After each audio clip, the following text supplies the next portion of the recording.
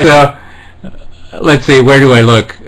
The problem is that you're way too truthful, way too honest, way too straight, and so am I. So when two people agree on everything, it's almost you and I don't even need to talk because we just understand. Yeah. Yeah, you're right. You've always got to have, in radio or in TV, you've always got to have that voice of reason.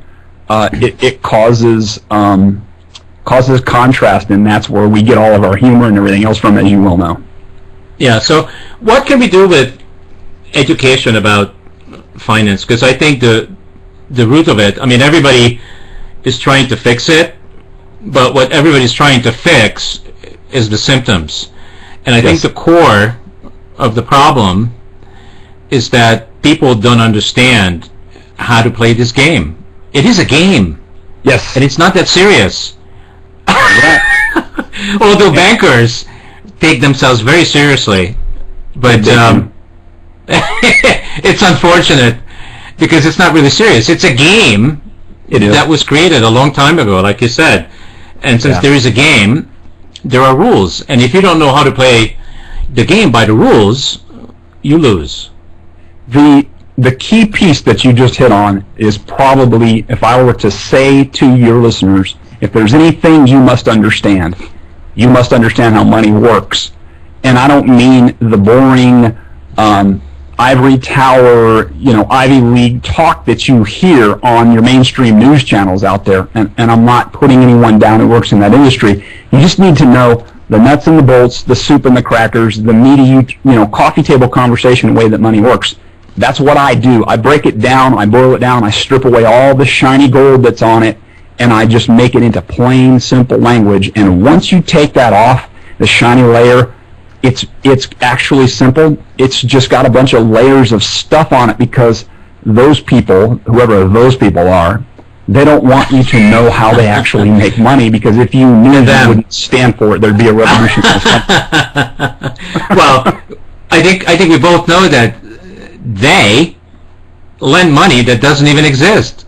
You're absolutely right, they do.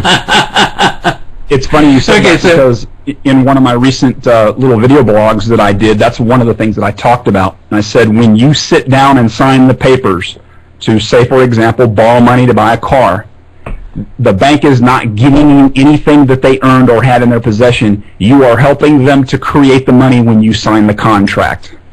Mm-hmm. And most people... It's made out of thin air. Yes. They either don't know that, or if they do, it troubles them so much they don't want to think about it for very long. Yes. Or there's a huge disconnect, and, they just go into shock. That's right. So, can we do a little bit of that? What you just teed up for our viewers, just a little unrevealing of how money really works? Sure. You've got some questions you want to throw me, and I'll answer them, or how do you want to do it?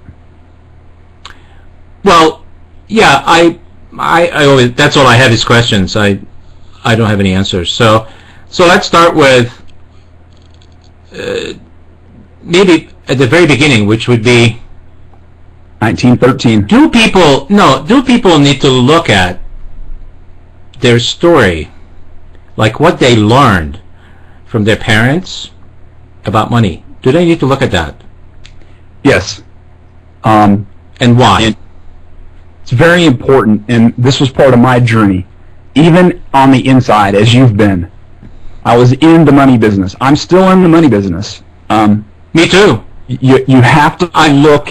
You have to look inside, and you have to ask yourself, how do I think about money? Because what it boils down to is this. Here's a simple analogy. I live north of Nashville. Let's just say my house is worth $100,000. But if I go 30 minutes south of Nashville, there's a very fat zip code down there where houses are 4 times more expensive. Now the wood, the sheetrock, and the bricks that they build those $400,000 houses with are no more valuable than the sheetrock and the bricks and the nails that they use to build mine. Why is it that home cost 4 times as much? Because people think it's worth it. And it all goes down to how you think. That's what gives money its value. So to answer your question, yes, you need to start at the beginning. Look at what your parents taught you about what money is, what it's worth, how you earn it. Money doesn't grow on trees. Am I made of money? Did they squander it? Did they save it? Were they frugal? And look at the patterns that you saw growing up. And it takes a conscious effort to do that. You have to see that for what it is. And I'm still learning about money from my parents by observing what they did and what they taught me. It's very important. So if I'm reading between the lines of what you're saying, are you also saying that what your parents taught you about money may not be the truth? That is very possible, yes. Especially, but unfortunately, we take it on as the truth. We do. And my parents, for example, taught by example. They didn't sit me down and say, this is how money works. Because after getting into the banking business, I began to teach them things that I know that they understood at a normal level, but I don't think deep down inside they actually ever accepted them as being possible. But again, they could only teach me what they knew how to teach me.